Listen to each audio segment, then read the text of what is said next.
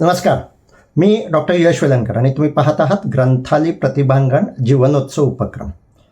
माणसाचं आयुष्य हा एक उत्सव होऊ शकतो, कारण माणसामध्ये मेंदू अधिक विकसित झालेला आहे, मेंदू उत्क्रांत झालेला आहे. अन्य प्राण्यांमध्ये मेंदूचा हा जो पुढचा भाग असतो, ज्यामुळे माणूस विचार करू शकतो, तो अन्य प्राण्यांमध्ये फारसा विकसित झालेला नाही. आणि त्यामुळेच माणूस आपलं हे जे विचार करण्याचं कौशल्य आहे ते वापरून आपलं आयुष्य देखील अधिक उन्नत करू शकतो. आपल्या आयुष्यातल्या समस्यांवर मात करून त्याला जे काही साधायचं आहे ते साधू शकतो आणि कोणत्याही परिस्थितीत स्वतःला उत्साही आणि आनंदी ठेवू शकतो. जीवनोत्सव करायचं म्हणजे तरी काय, हेच करायचं आहे की आपल्याला परिस्थिती शरण न होता जी कोणती परिस्थिती आहे त्याला कसं सामोरं जाता येईल, परिस्थिती बदलण्यासाठी काय काय करता येईल आणि जी काही परिस्थिती आहे त्यामधले जे काही आनंदाचे क्षण आहेत ते कसे अनुभवता येतील, हेच आपल्याला समजून घ्यायचं आहे, ते प्रत्यक्षात आणायचं आहे. आणि असं जर आपण करू शकलो तर आपलं आयुष्य हाच एक उत्सव होऊ शकतो. मात्र या उत्सवामध्ये हा जो उत्क्रांत झालेला मेंदू आहे तोच बऱ्याचदा समस्या निर्माण करतो. जसं या टेक्नॉलॉजीचं आहे की नाही, या टेक्नॉलॉजीमुळे आत्ता आपण एकमेकांना भेटतो आहोत. आपण प्रत्यक्षात भेटलेलो नसलो तरी आता आपलं एक नातं निर्माण झालेलं आहे, हे या टेक्नॉलॉजीमुळे आहे. पण हीच टेक्नॉलॉजी जर एखादी व्यक्ती सतत वापरत राहिली, म्हणजे सतत फोनवरच राहिली, सतत गेम खेळत राहिली, तर आपण त्याला म्हणतो स्क्रीन ॲडिक्शन त्या व्यक्तीला झालेलं आहे. आणि त्याने स्क्रीन बाजूला ठेवला तर त्याला थोड्याच वेळात बेचैन वाटायला लागतं, अस्वस्थ वाटायला लागतं आणि तो पुन्हा तो स्क्रीन घेतो. ही नवीन तंत्रज्ञान विकसित झालं आणि त्यामुळे आपल्याला आता ही स्क्रीन वापरावी अशी वाटू लागली. त्याचे अनेक फायदे आपल्याला होत आहेत, पण स्क्रीन सतत वापरली तर त्याचे तोटेही आहेत. हे जसं या नवीन तंत्रज्ञानाबद्दलचं आहे तसंच मेंदूच्या काही क्षमतांचं, काही कामांचं देखील आहे. आणि त्यातलंच एक काम आहे विचार करणं. विचार करणं हे केवळ माणसाला शक्य आहे. अन्य प्राणी विचार करू शकत नाहीत. त्यांच्या मनात विचार येतात आणि त्यानुसार ते कृती करत राहतात. माणसाच्या मनात मात्र विचार येतात आणि माणूस विचार करू देखील शकतो आणि विचार करू शकतो त्यामुळे तो कल्पना करू शकतो. वेगवेगळ्या कल्पना त्याला कशा सुचू शकतात हे आपण गेल्या काही व्हिडिओमध्ये पाहिलेलं आहे. अशा कल्पना ज्यावेळी प्रत्यक्षात येतात त्याचवेळी हे सगळं आजूबाजूचं जे आपलं जग आहे ते बदलतं. अशी कोणाला तरी कल्पना आली की व्हिडिओ एकमेकांना दाखवता येऊ शकतील आणि त्याने त्यावर काम केलं, म्हणून हे तंत्रज्ञान विकसित झालं. आणि त्यामुळे कल्पना येणं, कल्पनेवर काम करणं, त्यासाठी विचार करणं, या कल्पना प्रत्यक्षात येण्यासाठी काय काय अडचणी असू शकतात त्या अडचणींचा विचार करणं, त्या अडचणी दूर करण्यासाठी प्रयत्न करणं, हे सर्व केवळ माणूस करू शकतो. आणि म्हणून माणूसच केवळ हे तंत्रज्ञान निर्माण करू शकला. अन्य प्राणी उत्क्रांतीच्या दृष्टीनं वेगवेगळ्या दिशेनं विकसित झालेले असतील. म्हणजे कुत्र्याला आपल्यापेक्षा अधिक सूक्ष्म वास घेता येतो, त्याची उत्क्रांती त्या दिशेनं झालेली असेल. पण कुत्रा अशी कोणतीही तंत्रज्ञान विकसित करू शकला नाही, कारण कुत्र्यामध्ये विचार करण्याचं हे जे काही कौशल्य आहे, ही जी काही क्षमता आहे ती त्याच्या मेंदूमध्ये विकसित झालेली नाही. ती केवळ माणसाच्या मेंदूत विकसित झालेली आहे. आणि म्हणूनच माणूस विचार करू शकतो. मात्र हे जे काही विचार करणं आहे ते देखील तो, जसं आत्ताचं नवीन तंत्रज्ञान माणूस सतत वापरत राहतो तसंच तो विचार देखील सतत करत राहतो आणि अनावश्यक विचार देखील करत राहतो. आणि त्याचमुळे अनेक समस्या निर्माण होतात. मग त्या भावनिक समस्या असतील, नातेसंबंधातील समस्या असतील, रोजच्या वागण्यातल्या समस्या असतील, या समस्या याच आयुष्यातला आनंद घेण्यामध्ये अडथळे निर्माण करत राहतात. आणि हे अडथळे जर दूर करायचे असतील तर आपण जसं फोन घेतो आणि काही वेळ तो वापरतो आणि काही वेळ तो खाली ठेवून शकतो आणि असं ठरवू शकतो की पुढचा अर्धा तास आता फोनला हात लावणार नाही. असंच आपल्याला या विचार करण्याबाबत देखील करता यायला हवं. म्हणजे काय की आत्ता या गोष्टीचा मी विचार करणार आहे पुढची 15 मिनटं, असं ठरवून विचार करायला हवा. आणि 15 मिनटं झाली की जसं आपण फोन खाली ठेवू शकतो तसंच आता पुढचे 2 तास मी या गोष्टीचा विचार करणार नाही, असं देखील ठरवता यायला हवं. असं ठरवता येऊ शकतं आणि सरावानं हे विचार करणं थांबवता देखील येऊ शकतं. हे विचार करणं थांबवता कसं येऊ शकतं? ज्यावेळी माणूस वर्तमान क्षणात लक्ष देतो, म्हणजे आत्ता मी बोलतो आहे आणि या बोलण्याकडे तुम्ही लक्ष दिलं तर अन्य समस्यांचा विचार तुम्ही आत्ता करू शकत नाही. तो विचार करणं तुम्ही थांबवलेलं असतं. ते विचार मेंदूच्या मागच्या भागामध्ये, मेंदूच्या अन्य भागामध्ये जो नॉन कॉन्शियस भाग आहे तिथे चालू राहू शकतात. आणि म्हणूनच आत्ता तुम्ही माझं ऐकत असताना देखील मनात अशा समस्यांचे विचार येऊ शकतात. आणि इथेच आपल्याला हे समजून घ्यायला हवं की विचार येणं आणि विचार करणं या दोन वेगवेगळ्या प्रक्रिया आहेत. विचार येणं यावर आपलं नियंत्रणच नाही आहे. आपल्या मेंदूमध्ये जे काही चाललेलं असतं त्याचा परिणाम म्हणून असे विचार येत असतात. मात्र त्यावर आत्ता विचार करायचा नाही हे माणूस ठरवू शकतो. हे तुम्ही आणि मी ठरवू शकतो. आणि हे ठरवायचं आणि त्यावेळी असं जे आपलं लक्ष त्या विचारात गेलेलं आहे, तो जो काही विचार आलेला आहे त्यामुळे आपलं लक्ष तिथे गेलेलं असेल ते पुन्हा वर्तमान क्षणात आणायचं. मग आत्ता माझं बोलणं ऐकत आहात तर बोलण्यावर आणायचं. जी काही कृती करत असाल, चहा पित असाल तर चहा पिण्याच्या कृतीवर लक्ष द्यायचं. जेवत असाल तर जेवण्याच्या कृतीवर लक्ष द्यायचं. आंघोळ करत असाल तर आंघोळ करण्याच्या कृतीवर लक्ष द्यायचं. जे काही तुमचं काम करत असाल त्या काम करण्याच्या कृतीवर तुम्ही लक्ष देत राहिलात की त्यावेळी तुम्ही विचार करू शकत नाही. आणि त्यामुळे आधी हा फरक सर्वांनी लक्षात घ्यायला हवा की विचार येणं आणि विचार करणं या दोन वेगवेगळ्या प्रक्रिया आहेत. सतत विचार करत राहणं आवश्यक नाही, ते त्रासदायक आहे. अनेक समस्या आपल्या या सतत आपण विचार करत राहतो म्हणूनच निर्माण होत असतात. आणि त्यामुळे आपल्याला हे ठरवायला हवं की विचार कोणत्या गोष्टीचा करायचा आहे, कधी करायचा आहे, किती वेळ करायचा आहे. आणि असं ठरवून आपण त्यावेळी विचार करू शकतो.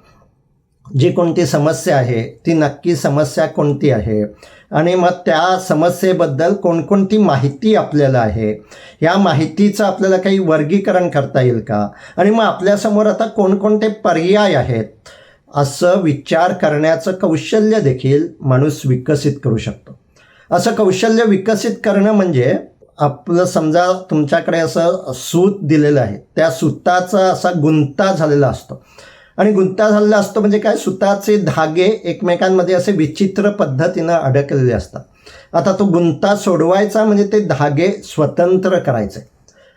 नदीच्या प्रवाहामध्ये देखील पाण्याचे असे वेगवेगळे प्रवाह एकत्र आले तर भोवरा तयार होतो. तसंच मनात विचारांचा देखील भोवरा तयार होतो. आणि वेगवेगळे विचार, वेगवेगळे विचारांचे प्रवाह, वेगवेगळे विचारांचे धागे एकत्र येतात आणि माणूस विस्कळीतपणे त्याच्यावर विचार करत राहतो. आणि त्यामुळे तो जणू काही विचारांच्याच भोवऱ्यात अडकतो. जसा नदीच्या पाण्यात भोवरा तयार होतो तसाच विचारांचा भोवरा देखील तयार होतो. आणि मग माणूस अधिकाधिक वेळ विचारतच राहतो.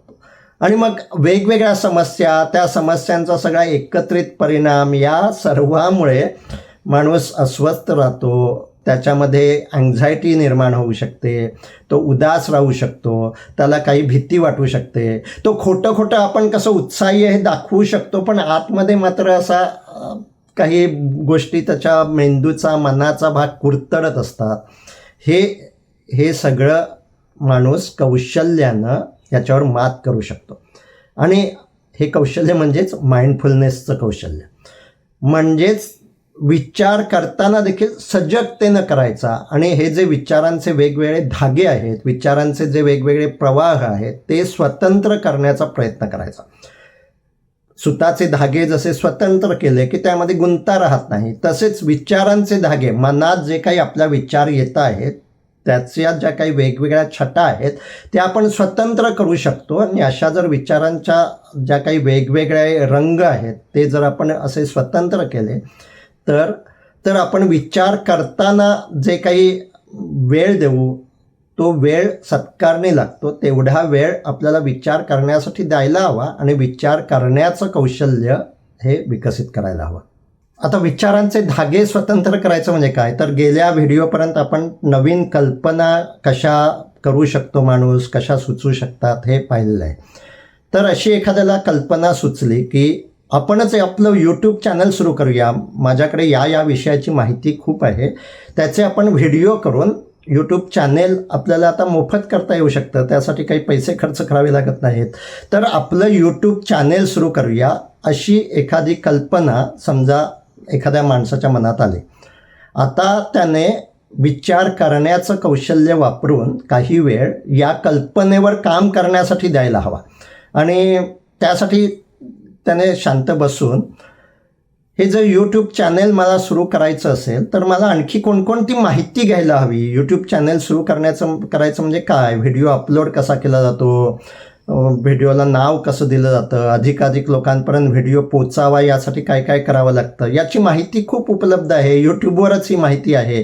तर प्रथम आधी आपली जी काही कल्पना आहे त्याला आवश्यक असणारं काय काय आहे ती माहिती आपल्याला घेत राहायला हवी.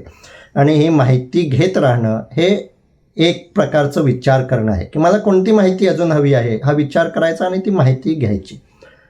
आता केवळ माहिती पुरेशी नसते. हे जे काही आपण करणार असतो त्याबद्दल आपल्या मनातली भावना काय आहे त्याला देखील आपण महत्त्व द्यायला हवं. आपल्याला खूप अशी उत्साह आहे, करूया असं वाटतं आहे, तर ओके, आत्ता माझ्या मनात अशी भावना आहे की आपण लगेच यूट्यूब चॅनल सुरू करूया. पण काही प्रमाणात भीती देखील आहे, मला हे जमेल का, कोणी पाहतील का, अशा संमिश्र भावना माझ्या मनात आहेत. तर ही देखील एक विचाराची साखळी आहे, विचाराचा एक रंग आहे की मनातल्या भावना समजून घेणं. आणि सर्व आपली जी काही कृती आहे ते भावनेवर न ठेवणं. भावना आवश्यक आहेत, भावनाच आपल्याला प्रेरणा देत असतात, पण भावना संमिश्र असू शकतात. आणि म्हणूनच बुद्धी ही भावनेपेक्षा अधिक महत्त्वाची आहे. बुद्धीनं आपण निर्णय घेऊ शकतो की समजा मी यूट्यूब चॅनल सुरू केलं तर त्याचे काय काय फायदे होऊ शकतात, काय काय तोटे होऊ शकतात, काय काय अडचणी असू शकतात.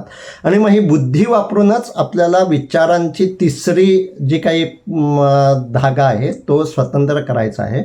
आणि तो म्हणजे तिसरा धागा की मी यूट्यूब चॅनल सुरू केलं तर काय काय चांगलं होऊ शकतं, काही काय पॉझिटिव्ह गोष्टी होऊ शकतात, माझी एक ओळख निर्माण होऊ शकते, मला जे काही सांगायचं आहे पण ऐकायला माझ्या आजूबाजूला कोणी नाही आहेत माणसं, त्यांच्यापर्यंत मी पोचू शकतो, त्यामुळे माझं एक वेगळं नातं माणसांशी निर्माण होऊ शकतं, माझं जे काही प्रॉडक्ट आहे ते मी विकू शकतो. त्यामुळे हे सगळे पॉझिटिव्ह गोष्टी, ज्या ज्या चांगल्या गोष्टी होऊ शकतात त्याची एक लिस्ट करायची. याचबरोबर काय काय उणिवा असू शकतात, काय काय मर्यादा माझ्यामध्ये आहेत याची देखील लिस्ट करायची. बऱ्याचदा हे विचार असे संमिश्र स्वरूपात येत असतात आणि त्याचमुळे आपल्या भावना देखील संमिश्र असतात. आता हे दोन विचारांचे जे रंग आहेत, विचारांच्या या ज्या दोन लाटा आहेत त्या स्वतंत्र करायच्या. चांगलं काय काय होऊ शकतं, हे चांगलं होऊ शकतं, आणि मर्यादा काय काय असू शकतात, धोके काय काय असू शकतात. तर लोक मला नावं ठेवू शकतात, तुला व्हिडिओ नीट जमत नाही तरी तू का करतो असं म्हणू शकतात. मलाच असं वाटू शकतं की माझा व्हिडिओ नीट होत नाही आहे, माझा व्हिडिओ तयार झाला आहे तरी ते लोक पाहत नाही आहेत असं मला वाटू शकतं. आणि त्यामुळे या सगळ्या मर्यादा आहेत, त्या मर्यादांची देखील आपल्याला जाणीव असायला हवी. आपण जे काही प्रत्यक्षात करणार आहोत त्यामध्ये काय काय धोके असू शकतात याचं देखील आपल्याला विचार करणं आवश्यक आहे.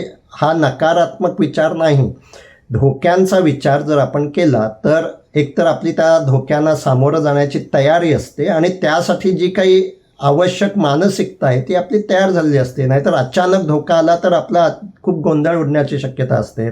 त्यामुळे काय काय अडचणी असू शकतात, काय काय धोके असू शकतात याचा देखील विचार आपण अवश्य करायला हवा. फक्त तो चांगल्या गोष्टीमध्ये मिसळून न करता हे धोके आहेत, हे चांगल्या गोष्टी आहेत असा आपण स्वतंत्र विचार करू शकतो. आता त्याचबरोबर नवीन कल्पना यामध्ये आत्ता एक कल्पना मला सुचली आहे की मला यूट्यूब चॅनल सुरू करायचं आहे. त्यामध्ये अजून कोणता असा खास विषय मला घेता येईल का की ज्याच्यावर खूप कमी व्हिडिओ आहेत आणि ज्यामध्ये मला अधिक माहिती आहे. माझा असा काही टार्गेट ऑडियन्स वेगळा करता येईल का, मला व्हिडिओ जो काही मी करणार आहे तोच असा काही वेगळ्या पद्धतीनं करता येणार आहे का. त्यामध्ये अशा वेगवेगळ्या कल्पना त्यामध्ये सुचणं आणि त्यासाठी त्यावर विचार करणं हे देखील एक आवश्यक असतं. आणि तो पाचवा प्रवाह आहे असं आपण म्हणू शकतो की विचार करताना नवीन कल्पनांचा विचार, जे काही प्रॉब्लेम आहेत त्याच्यावर सोल्युशन म्हणून काही नवीन गोष्टी असू शकतात का याचा विचार, अशा 5 प्रकारे आपण विचार करू शकतो. कोणकोणत्या 5 प्रकारे? माहिती कोणती आवश्यक आहे, माझ्या भावना मला काय सांगता आहेत, यामध्ये चांगलं काय काय असू शकतं, यामध्ये मर्यादा काय काय असू शकतात, आणि यामध्ये नवीन कल्पना कशा राबवता येऊ शकतात. या 5 विचारांचे हे 5 रंग आहेत. आणि हे जर रंग असे मिसळले तर गोंधळ निर्माण होतो, केऑस निर्माण होतो, विचारांचा गुंता होतो.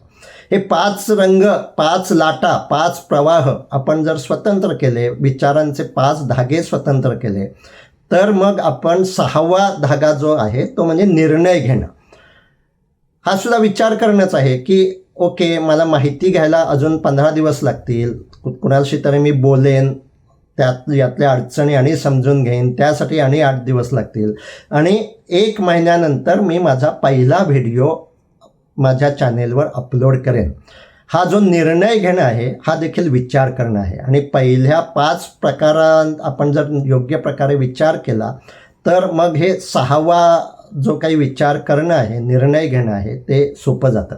आणि त्याचसाठी निर्णय क्षमता विकसित करण्यासाठी देखील अशा पद्धतीनं विचार कौशल्य विकसित करणं हे आवश्यक आहे. आणि सर्वसामान्य माणूस असं विचार कौशल्य विकसित करू शकतो. त्यासाठी फार इंटेलिजंट बुद्धिमत्ता असण्याची आवश्यकता नाही. तुम्ही जसं ड्रायव्हिंगचं स्किल आहे, उत्तम ड्रायव्हर कमी शक्तीची गाडी देखील घाटामध्ये लिलया चढवत नेऊ शकतो. तसंच विचार कौशल्य जर आपलं चांगलं असेल तर आपली बुद्धी म्हणजे काय, आकलन शक्ती. मला एखादी गोष्ट पटकन समजते आहे, समजा माझी बुद्धी जरी सामान्य असली, सर्वसामान्य देखील असली, तरी देखील माझं विचार करण्याचं कौशल्य हे ड्रायव्हिंग कौशल्यासारखं आहे. बुद्धी जी काही मला प्राप्त झाली आहे ती माझ्याकडे असणारी गाडी आहे, माझ्याकडे व्हेकल आहे. ते कमी ताकदीचं असू शकतं किंवा खूप अधिक ताकदीचं असू शकतं. खूप अधिक ताकदीचं वाहन असणं हे सुद्धा त्रासदायक असू शकतं. माझ्याकडे जे काही वाहन आहे ते कसं अधिक चांगलं चालवायचं हे कौशल्य मी विकसित करू शकतो. आणि असं कौशल्य विकसित करणं म्हणजेच विचार करण्याचं कौशल्य विकसित करणं. आणि विचार करण्याचं कौशल्य हेच आपलं आयुष्य हे एक प्रकारे उत्सव करू शकतं. कारण मग त्यामुळे ज्या काही समस्या असतील त्या समस्यांवर जी काही उत्तरं शोधायची आहेत ती मी अधिक सहजतेनं, अधिक स्वाभाविकपणे, कोणताही ताण फारसा न घेता अशी उत्तरं मला शोधण्याचं जे काही बळ आहे ते प्राप्त होतं. असं बळ सर्वांना प्राप्त व्हावं यात शुभेच्छा. धन्यवाद.